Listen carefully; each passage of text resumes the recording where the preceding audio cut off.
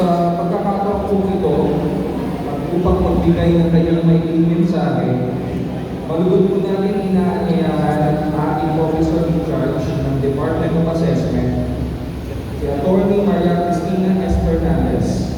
Isang masigabong palakpakan po para sa ating officer in charge.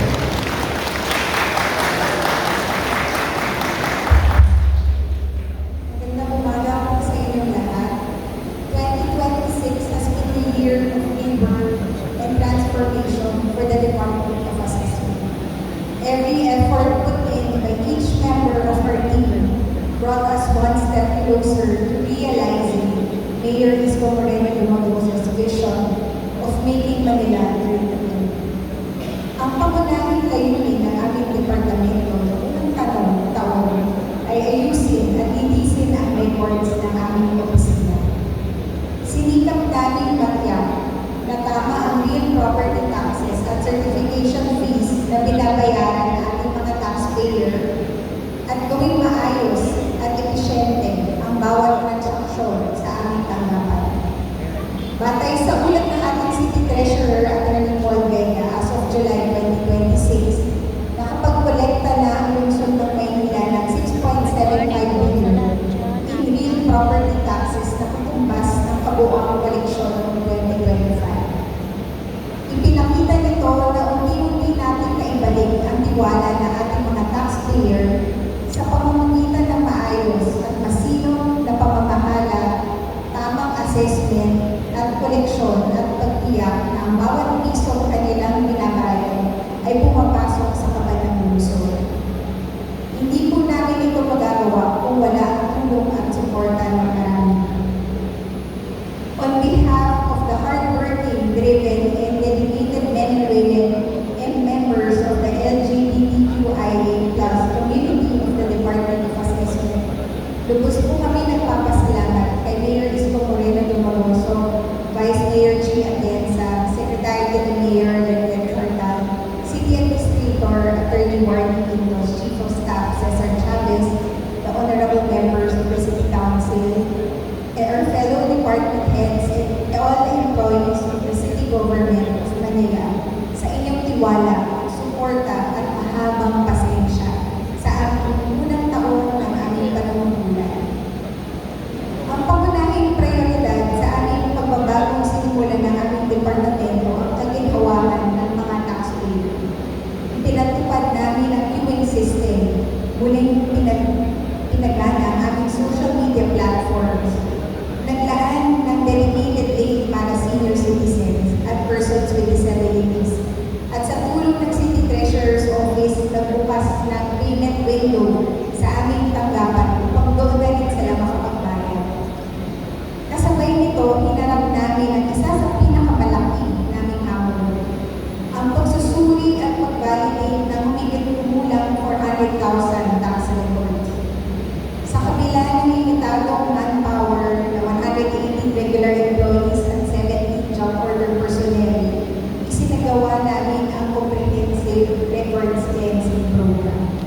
Habang tuloy-tuloy, pinoproseso namin ang daily transactions na umabot sa 5,289 transactions bawat buwan, bukod pa sa 1,408 record certification records.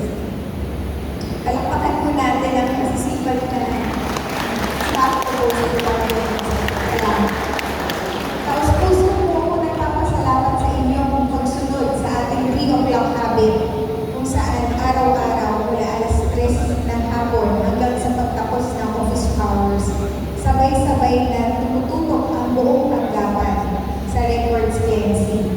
Maraming salamat din kay Engineer Grace Sapinoso for spearheading this important task and for consistently reminding us of our daily work. I would also like to give special recognition to our 6 employees of the month from January to June. Engineer Generoso M. Garcia, Ms. Kathleen Yvette de Jesus, Engineer Kevin Carl V. Alejo, Ms. Ruth M. Vargas, Ms. Connie S. Santos, and Engineer Manuel D. Perez III. Maraming salamat sa inyong exemplary performance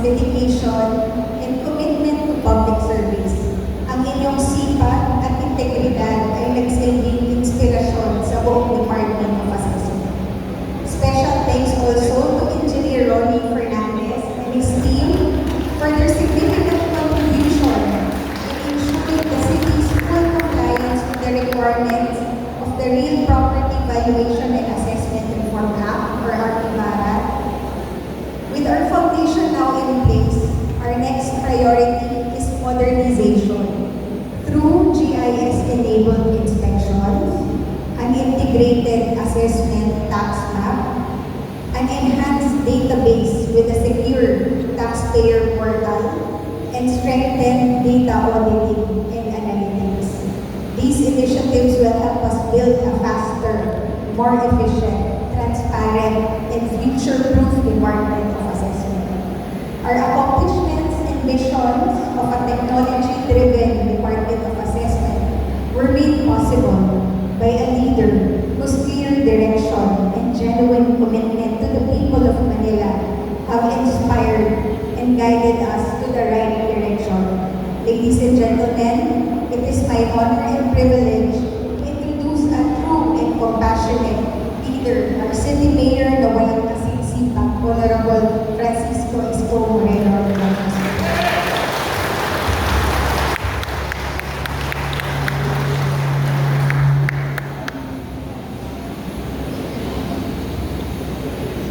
Thank you very much sa pagpapakanan natin ng Department of Assessment, ang buong team, sa pamumuno ni Atty. Chris Fernandez.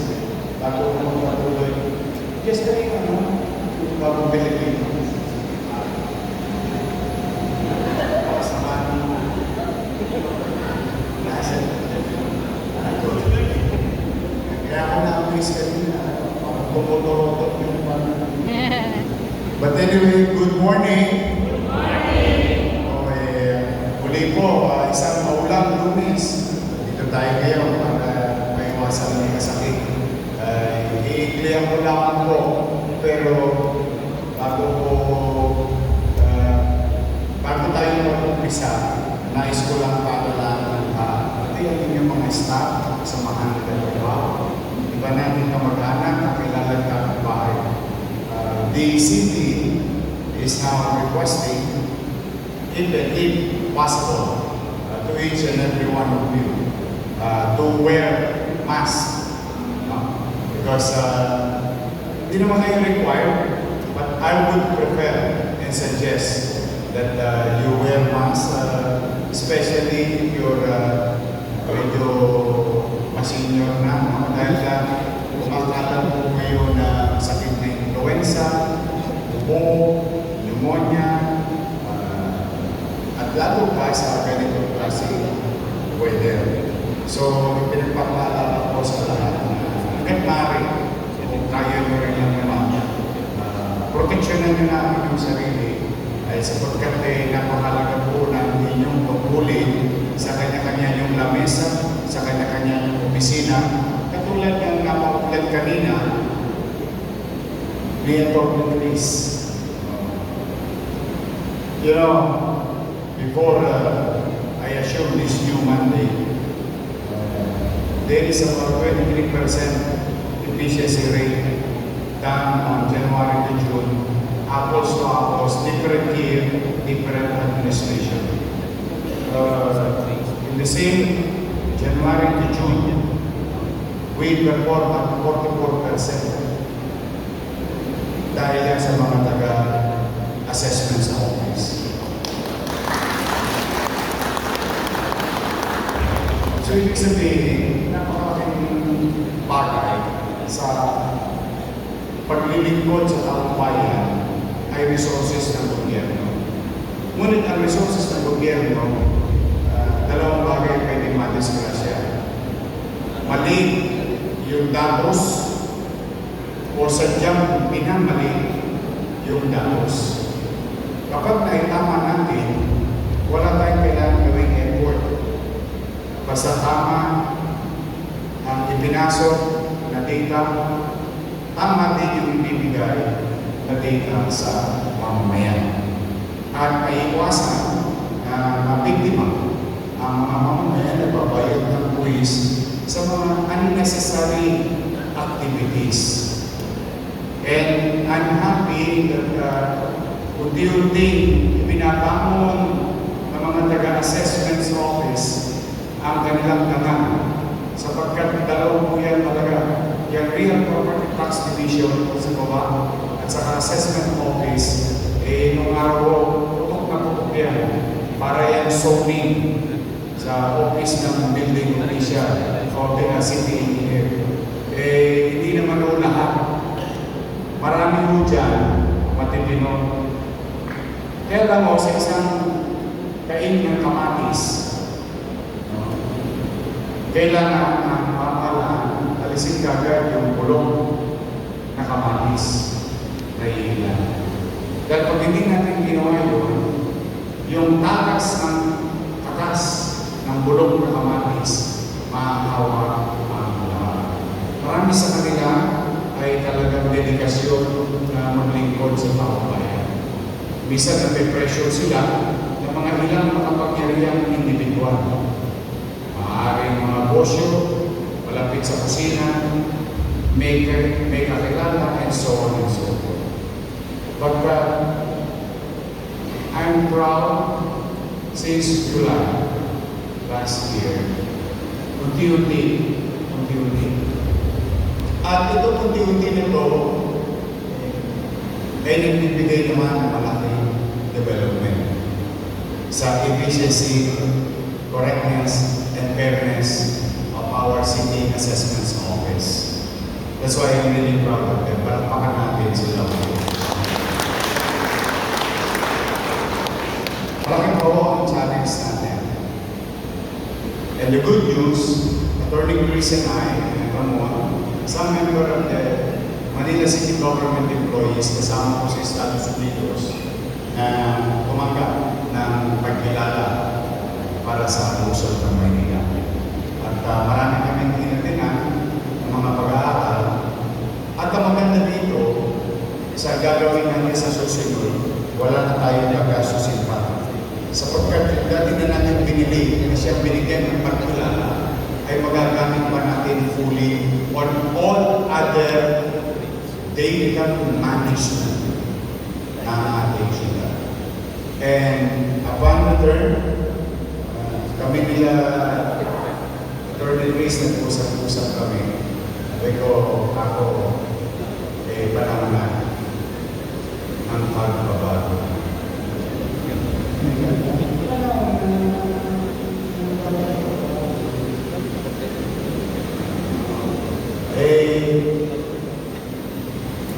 Ito, pag ito napagkakumpayan natin,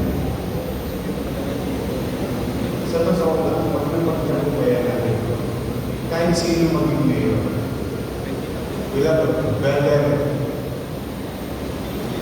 clearer picture of what we can earn without being a burden to the taxpayers, and what we can spend that money to be converted into public service or services.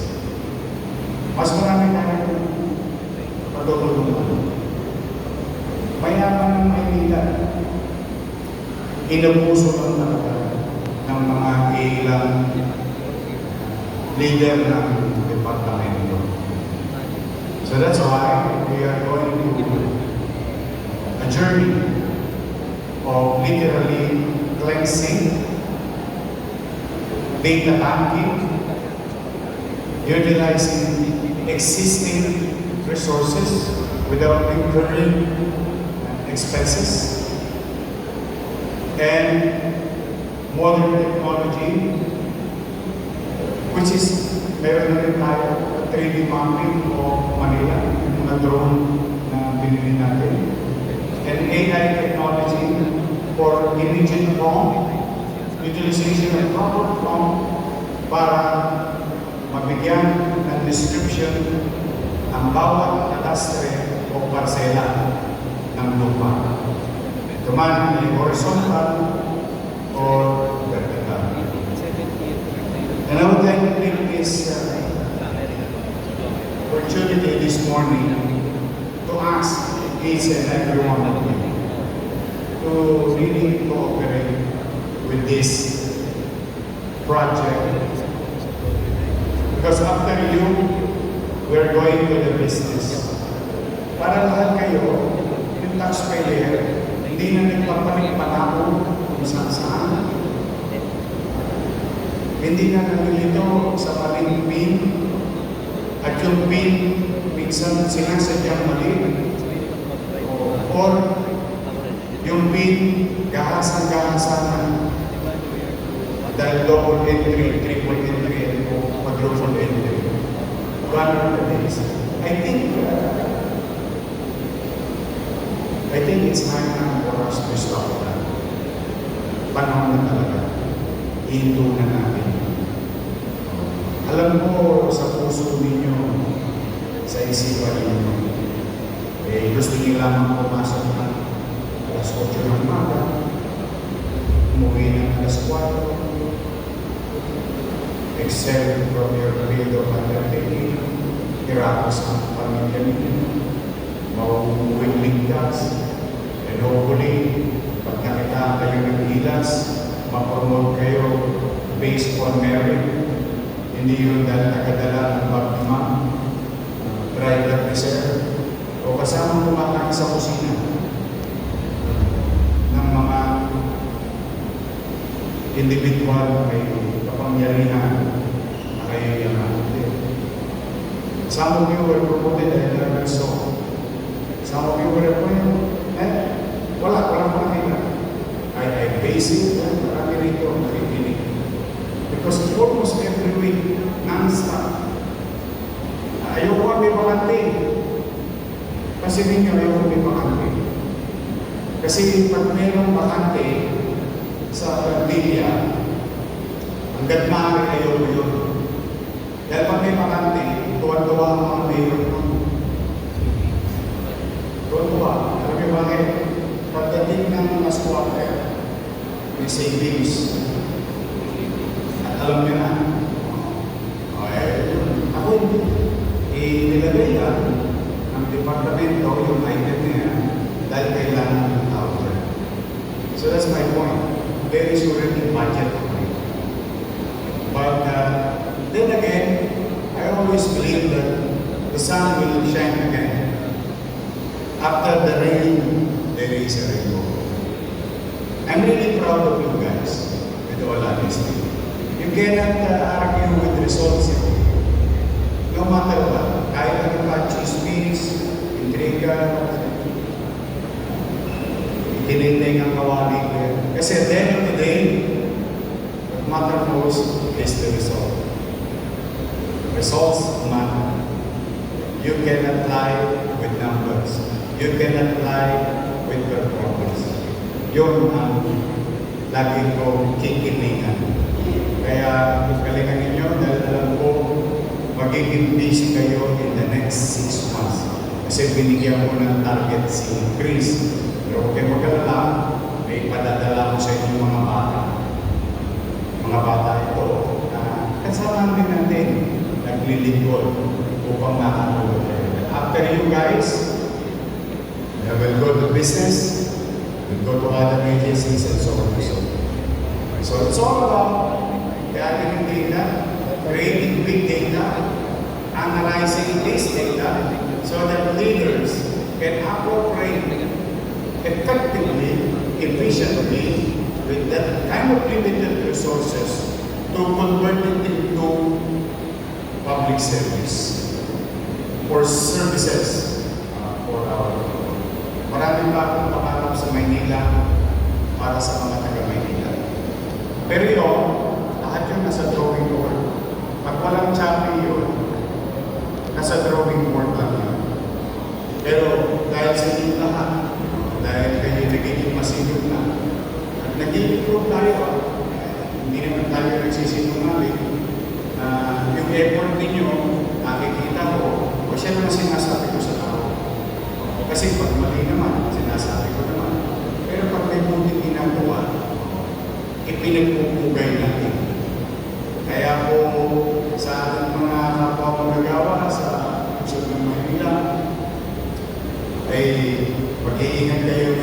Segundo, ito linggong maulan. At salamat sa Diyos. Pag-iisang buwan na ng ulan. Pag-iisang buwan na walang baha sa City Hall. Yes!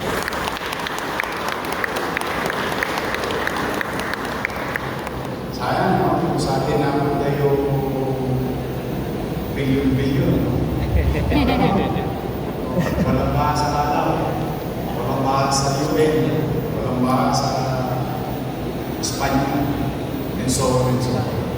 But at least, kayo mismo, at least dito buhay, dito man lamang sa pauran natin, sa workplace natin. Kapag ginawang tama, hindi kinatsyo, hindi na samurai, hindi na taga, at talagang pinagtuunan ng malasakit yung magawa ng bayan na tulad ng Palawan. Kaya narisyon ko. Maybe enjoy it. Ayaw ko paunahan ng mag-uusan tayo ng malasakit. Pero kung mula na lang malakas ng beses na for the past 1 month, and I'm happy that dito man lamang sa atin, sa sarili natin pagkuhan, may kapanatagan ng mga empleyado at mga taxpayer. Sana nga pumuha sa sarili. But for now, I'm happy. So, mag-iingat kayo. Kung kailangan nyo nung hanggang pinagpapilala sa bahay,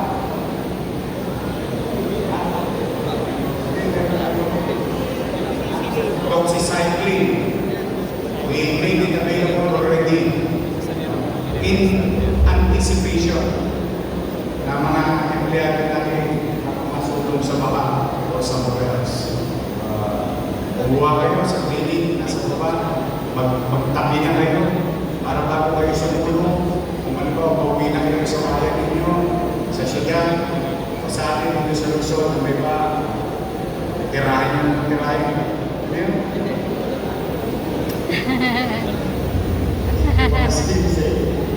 Hindi, lumuluwis na. Kaya mag-iingat kayo sa maraming mga sasating mga bata na Si Vice Chief. But for now, again and again, hindi ako magsasawa papurihan ang tunay na pagpapalo ng assessor's office. I'm really proud. Ladies and gentlemen.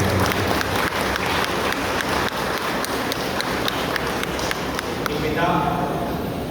Keep it coming. Kailangan